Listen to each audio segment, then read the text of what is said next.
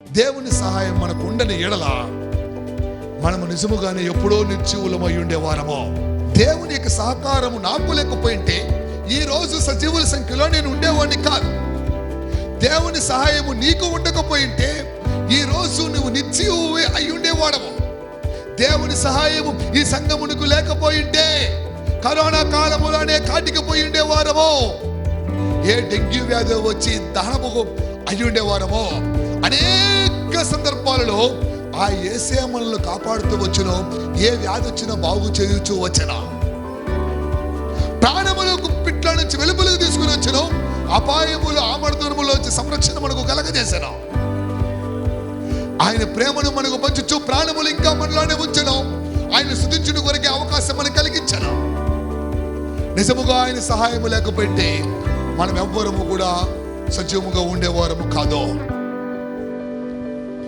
ఆయన సహాయము నాకు ఉండిన గనుక నేను సజీవుడినై ఉన్నాను, మీరును సజీవులై ఉన్నారు.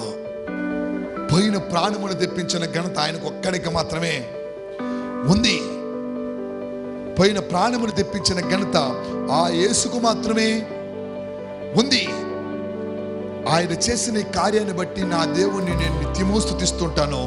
చూశాను గనుక, విన్నాను గనుక, చదవటం వేరే, చెప్పడం వేరే, వినడం వేరే, ప్రత్యక్షంగా పరిశీలన చేశాను గనుక నా దేవుడు చాలా గొప్పవాడు.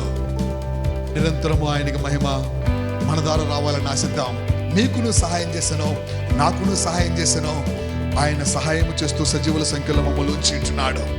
అబ్రహాముకు సహాయం చేశాను, ఇసాకుకు సహాయం చేశాను, యాకోబుకు సహాయం చేశాను, యేసేపుకు సహాయం చేశాను, మోషేకు సహాయం చేశాను, దావీదుకు సహాయం చేశాను, యెహోషాపాతుకు సహాయం చేశాను, నోవాహుకు సహాయం చేశాను, పౌలుకు సహాయం చేశాను, పేతురుకు సహాయం చేశాను, శత్రుకు మెషకు అబేద్గోలకు సహాయం చేశాను, ప్రార్థనాపరుడైన దానియేలుకు సహాయం చేశాను.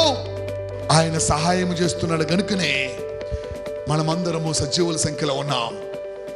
ఇంకనూ మనకు ఆయన మరణ ఊపిలో నుంచి తప్పించుకోవచ్చును. ఆయన సహాయం చేతనే సజీవముగా ఉండే భాగ్యము మనకందరికీ దొరుకును. మా కొరకు మీరు ప్రార్థన చేస్తున్నారు, మీ కొరకు మేము ప్రార్థన చేస్తున్నాం. ఒకరి కొరకు ఒకరు ప్రార్థన చేసుకుందాం.